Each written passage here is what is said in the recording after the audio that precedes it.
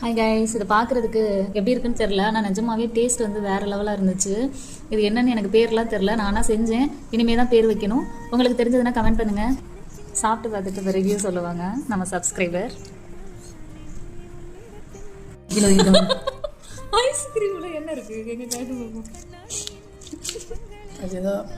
இதுடா ஏலக்காய். ஏலக்காய் அதை எடுத்து கீழே போட்டுட்டு சாப்பிடு. ஆக்சுவலாக எப்படி செஞ்சேன்னு சீக்கிரம் சொல்கிறேன், நோட் பண்ணிக்கோங்க.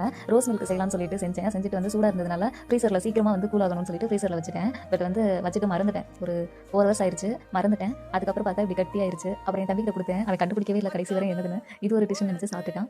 சேமியா போட்டால் வேற லெவலில் இருக்கும் பார்க்க. ஓகே, பார்க்குறதுக்கு நல்லா இருக்கும், சாப்பிட நல்லா இருக்கும். சாப்பிட ஆல்சோ எப்படிப்பா?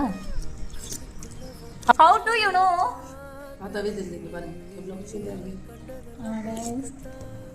உங்களுக்கு தெரிஞ்சா இதுக்கு பேர் என்னன்னு சொல்லுங்க. அப்படி இல்லைன்னா நீங்களே ஒரு பேர் வச்சுட்டு போயிருங்க கைஸ். பாய்.